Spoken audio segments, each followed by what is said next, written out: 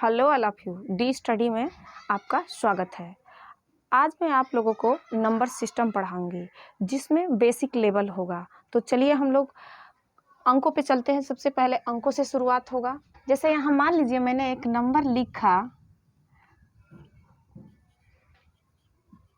ये मैंने कोई नंबर लिख लिया। अब इसको हम लोग पढ़ेंगे कैसे? तो सबसे पहले इसको हम लोग दहलाएंगे। ये इकाई हो गया, और ये दहाई, और ये सैकड़ा, और ये हजार, और ये 10,000। ये 10,000 हो गया।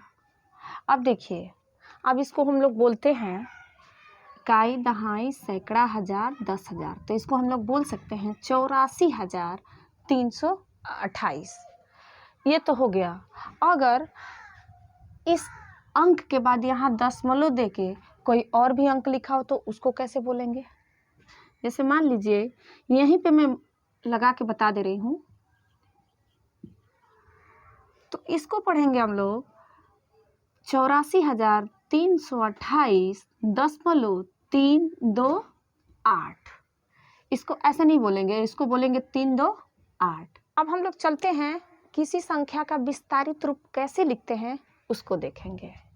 जैसे यहाँ पे 83,828 लिखा है, तो इसका हमको लिखना है विस्तारित रूप, जिसको हम लोग इंग्लिश में बोलते हैं एक्सपांडेड फॉर्म। इसको क्या बोलते हैं? Expanded form. अब देखिए, इसको एक्सपांडेड फॉर्म भी बोलते हैं। अब देखिए, इसको हम विस्तारित करते हैं तो पहले यहीं से शुरुआत कर देते हैं। ये इकाई स्थान पे है तो ये 8 हो जाएगा, और ये दहाई है तो इसमें 10 से गुणा होगा। यहाँ 1 से गुणा होगा तो ये 8 आएगा, यहाँ 10 से गुणा होगा तो ये 20 होगा, और ये यहाँ 100 से गुणा होगा तो ये 800 हो जाएगा। और यहाँ पे 3 में 1,000 से गुणा होगा तो कितना हजार हो जाएगा? 3,000। और ये हो गया 8 में 10,000 से गुणा होगा तो यह क्या हो जाएगा? 80,000। ठीक है, इतना तो समझ में आ गया। इसको हम ये भी बोल सकते हैं, किसी भी संख्या का स्थानीय मान, इसको स्थानीय मान भी बोल सकते हैं। क्या बोल सकते हैं? स्थानीय मान। अब देखिए, ये तो एक्सपांडेड फॉर्म था। अगर हमको किसी का संक्षिप्त रूप लिखना हो तो, संक्षिप्त यानी छोटा रूप, छोटा रूप जिसको बोलते हैं,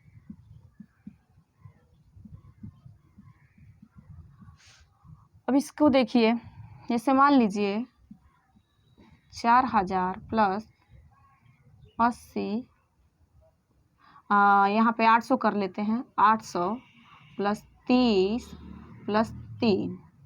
अब ये तो है एक्सपांडेड फॉर्म, हमको लिखना है छोटा रूप जिसको संक्षिप्त रूप बोलते हैं। तो इसको लिख देंगे 4,000, 800, 3, 30, 30 के जगह पे क्या लिखेंगे? 3, और इसके इकाई स्थान पर ये है, इसको दहला भी लेते हैं। ये है इकाई के स्थान पर और ये है दहाई के स्थान पर। अगर ऐसे समझ में नहीं आता है तो एक और तरीका है, पहले हम लोग लिखेंगे 4,000, उसके बाद से लिखेंगे इसके नीचे 800, उसके नीचे लिखेंगे 30, और उसके नीचे लिखेंगे 3। अब देखिए, इसको हम लोग संक्षिप्त रूप लिखते हैं, इसको जोड़ते हैं, 3, 3, 8 और 4। तो इतना ही आया है। अब हम लोग जानते हैं कि छोटी से छोटी संख्या और बड़ी से बड़ी संख्या। तो देखते हैं, यहाँ एक अंकों की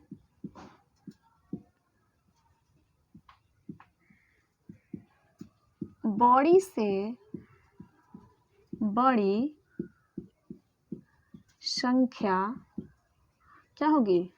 9। और यहाँ पे एक अंकों की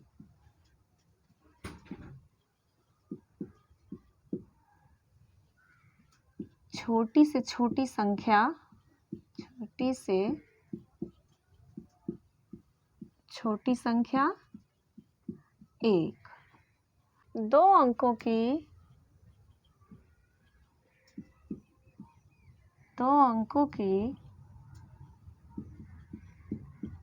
बड़ी से बड़ी संख्या कितना होगा? 99। और यहाँ 2 अंकों की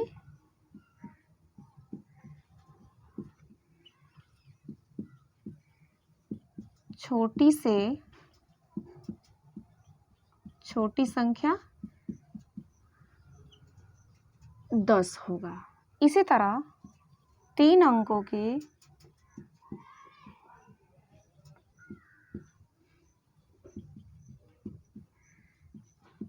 बड़ी से बड़ी संख्या 999 और 3 अंकों की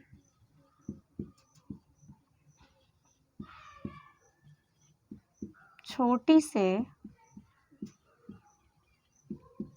छोटी संख्या 100। अब ये देखिए, इसी तरह से बढ़ते जाना है। छोटी में 0 लगाना है 1 के आगे, जितना पूछे 4 पूछे तो उसमें 0 1 1 बढ़ता जाएगा। और छोटी में 1 1 0 बढ़ता जाएगा और बड़ी में 9 9 आपको आगे जितना अंक पूछना है 4 अंकों की 5 अंकों की उसमें 1 1 9 बढ़ाते जाना है। अब उसी पे एक क्वेश्चन दिया है जो एग्जाम्पल के तौर पे मैं समझा रही हूँ। 4 अंकों की बड़ी से बड़ी संख्या तथा 3 अंकों की छोटी से छोटी संख्या का भागफल क्या होगा? अगर मान लीजिए क्वेश्चन आ जाए तो कैसे हल करेंगे? देखिए यहाँ पे 4 अंकों की बड़ी से बड़ी संख्या लिखा है, तो 4 अंकों की बड़ी से बड़ी संख्या होगा 9999। अब कहा है भागफल, तो हम लोग बट्टे में चले जाएंगे। 3 अंकों की छोटी से छोटी संख्या का भागफल क्या होगा? तो यहाँ हम लोग लिखेंगे 100। अब इसका भागफल क्या आएगा? कितने अंकों के बाद दशमलव लग जाएगा? 2 अंकों के बाद 99.99। अगला एग्जाम्पल है कि 5 3 7 6 से बनने वाली बड़ी संख्या तथा छोटी संख्या का अंतर बताइए। अब देखिए यहाँ पे पहले हम बनाएंगे बड़ी संख्या बनाएंगे।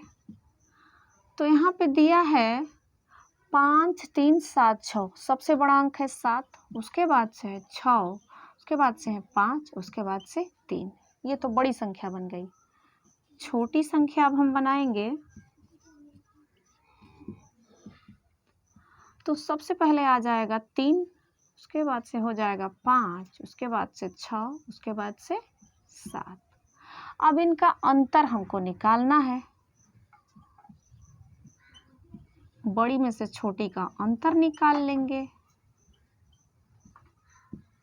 13 में से 7 गया 6, 14 में से 6 गया 8 और 5 में से 5 गया 0 और ये हो गया 7 में से 3 गया 4। तो ये हमारा अंतर है। अब हम लोग चलेंगे स्थानीय मान पे। स्थानीय मान जिसको बोलते हैं इंग्लिश में प्लेस वैल्यू। अब देखिए स्थानीय मान में ये स्थान को दर्शाता है। किसको दर्शाता है? स्थान को।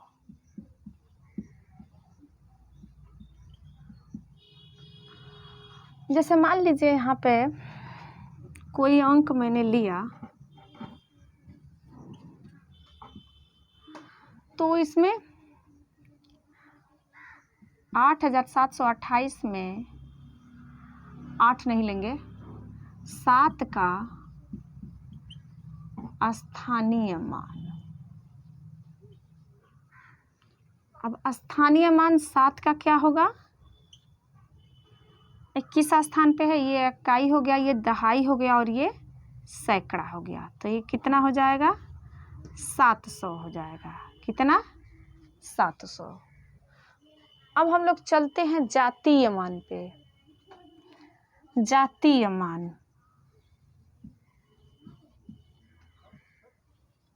जिसको बोलते हैं फेस वैल्यू। अब देखिए, यह इसका मतलब ये होता है वही संख्या जिसको हम लिख सकते हैं स्वयं। जैसे यहाँ देखिए,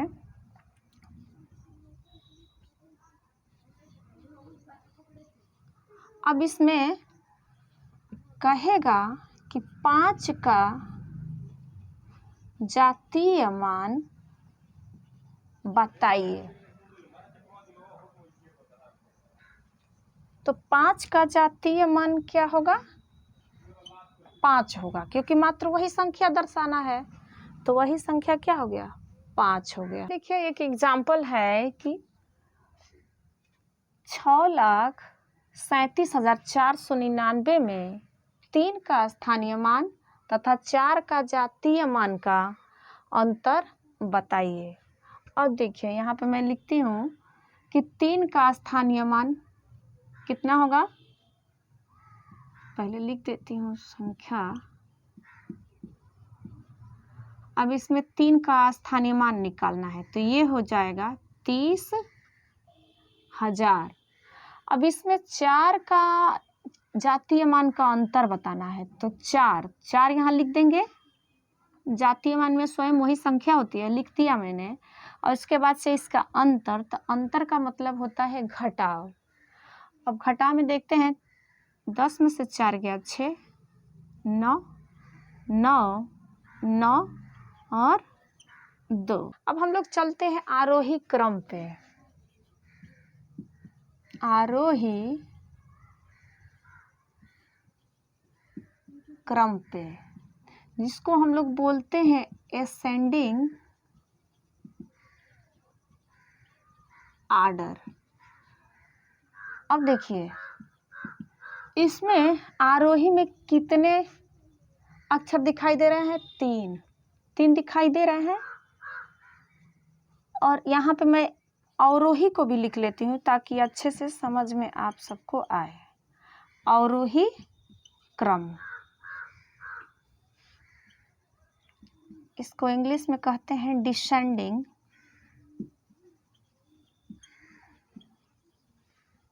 आर्डर। यहाँ तो 3 शब्द है, 3 अक्षर है, तो 3 मैंने लिख दिया, और यहाँ 4 अक्षर है तो 4। इससे क्या समझ में आया कि छोटे अंक से हम लोग शुरुआत करेंगे।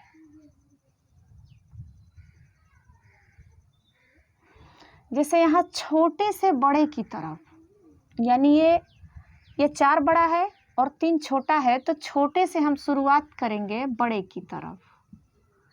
कहाँ शुरुआत करेंगे? बड़े की तरफ। आरोही में तो यही होता है ना कि छोटे से बड़े की तरफ।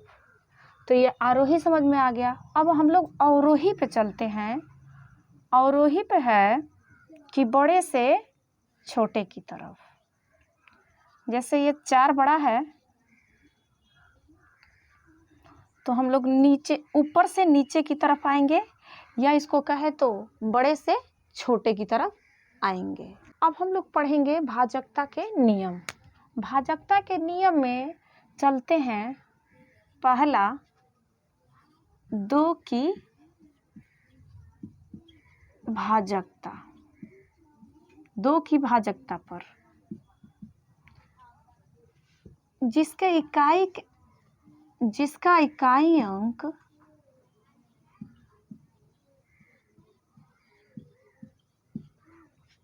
अगर 0, 2, 4, 6, 8 हो तो वह 2 से विभाज्य हो जाएगा। जैसे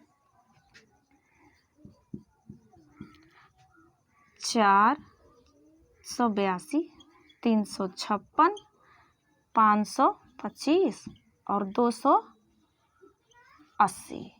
अब इसमें हम लोग पता लगाएंगे कि कौन 2 से विभाज्य नहीं है और कौन है। तो जिसका इकाई अंक यानी इकाई अंक ये है तो ये 2 से कट गया, ये भी 2 से कट गया, ये तो 2 से नहीं कटा और ये 2 से कट गया। तो इस तरह से हम लोग पता लगा सकते हैं। अगला है 3 की भाजकता। अब इसमें जिसका अंकों का योग, जो अंक दिया है उसका योग अगर 3 के पहाड़े में आ जाता है तो 3 से विभाज्य होगा।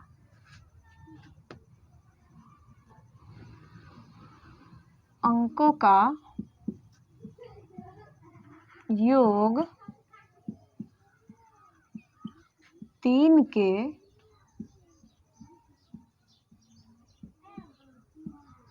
पहाड़े में आए तब वो 3 से क्या हो जाएगा, विभाज्य हो जाएगा। जैसे 4, 5, 3, 2, 1। अब देखिए दे दिया है अंक, अब इसका हमको योग करना है। क्या करना है, योग। तो हम सबको जोड़ते हैं, सबको जोड़ रहे हैं तो देखिए 1, 2, 3, 3, 3, 6, 6, 5, 11 और 11, 4, 15, यानी ये 3 के पहाड़े में आता है। अब हम लोग चलते हैं 4 की भाजकता पर। इसमें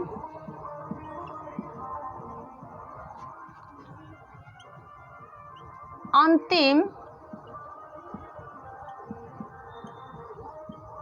2 अंकों में 4 का पूरा भाग जाए तो वह 4 की विभाजकता होगी। अब देखिए यहाँ पे एक एग्जाम्पल है।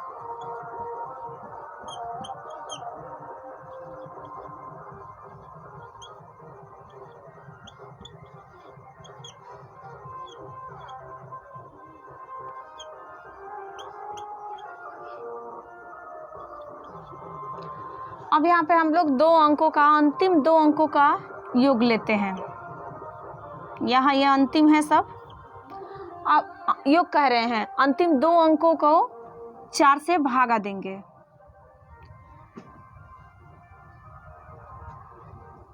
ये भी कट जाएगा, ये भी कट जाएगा, ये नहीं कटेगा और ये कट जाएगा। अब हम लोग चलेंगे 5 की भाजकता पे। इसका अंक यदि,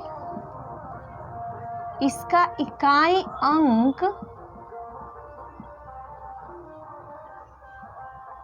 0 या 5 हो तो वह 5 की भाजकता होगी। अब देखिए जैसे 125, 420, 337 और 240। अब इसमें हम लोग देखते हैं, इसका कहा है कि इसका इकाई अंक 0 या 5 हो तो 5 की भाजकता होगी। तो देखिए ये इकाई अंक हो गया, ये कट गया, ये भी कट गया, ये नहीं कटेगा और ये कट गया। अब हम लोग चलते हैं 6 की भाजकता पे। इसमें 2 और 3 की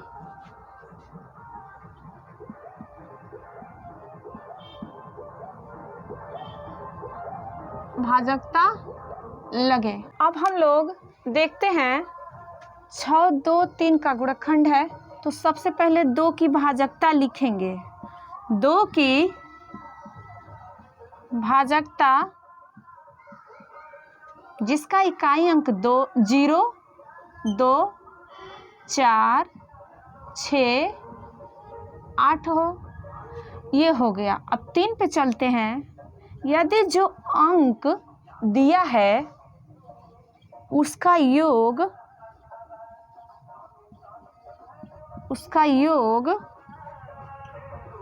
3 के टेबल में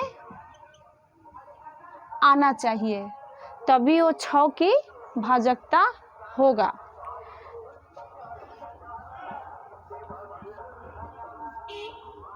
जैसे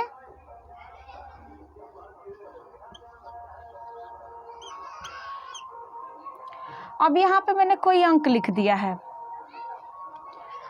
तो इसका इकाई अंक 2 की भाजकता हम लोग पता करेंगे, जिसका इकाई अंक 0, 2, 4, 6, 8 हो, तो इसमें क्या दिया है? 2 दिया है, 2 का हो गया। अब दिया है कि अंकों का योग 3 के टेबल में होना चाहिए। अब इन सबका हम योग निकालेंगे, तो हो जाएगा 7, 2, 9, 9, 8, 17, 17, 3, 20, 20, 6, 26, 26, 4, 30, 2, 7, 9, 9, 8, 17, 17, 3, 20, 20, 6, 26, 26, 4, 30। अब देखिए 3 के टेबल में आ गया, तो ये 6 की विभाजकता है।